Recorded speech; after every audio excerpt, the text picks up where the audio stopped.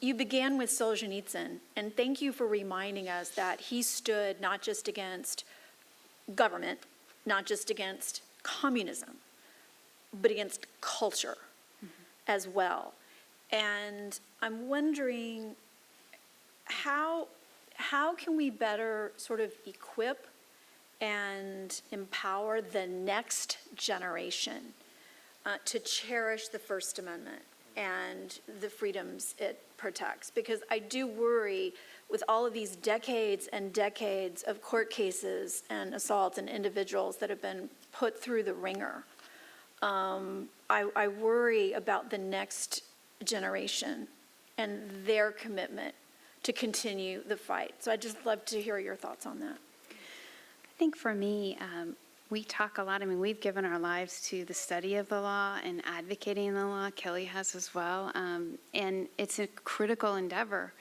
But in some ways, it feels like you're putting your finger in the hole of a dike. If the next generation doesn't appreciate these civil liberties and doesn't appreciate the fact that there's a higher power and what it looks like to believe that not everything has to do with us. We're part of a bigger story. In doing that, I think that work starts, of course, with constitutional literacy, and there are groups that are engaging in that, and this commission could recommend that the federal government do more to help with constitutional literacy, which teaches human frailty and human dignity, limitations of powers. We cannot have a robust civil society without a limited government, and there are profound reasons that have to do with correct human anthropological reasons for why we need that. So that is an important piece, I think, constitutional literacy and an appreciation of the First Amendment. The second thing that I would say, and has been touched on here, one of our cases was the Drummond case, which involves St. Isidore. We have to expand choice. There will always, first of all, be parents who will send their children to public schools. They just will. And that's why Beckett's Mahmood case is so important and why we must continue to support those efforts to have opt-ins, opt-outs, to give parents authority and transparency in the classrooms.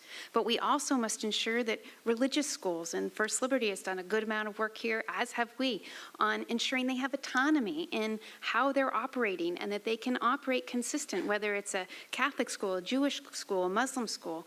And lastly, educational choice when it comes to charter schools. And I believe that that case is going to come back up in a different form to the U.S. Supreme Court. But we need more state officials and more people that understand what's at stake and are willing to pass laws. All of these laws that go to the U.S. Supreme Court, they come from state and local levels. So we all have a role to play in this. And then lastly, and I promise I'll be quiet after this because this is what I'm most passionate about, which is this happens at our kitchen tables. It happens with our children. The highest call we can have is the call of being a father and a mother and influencing the next generation.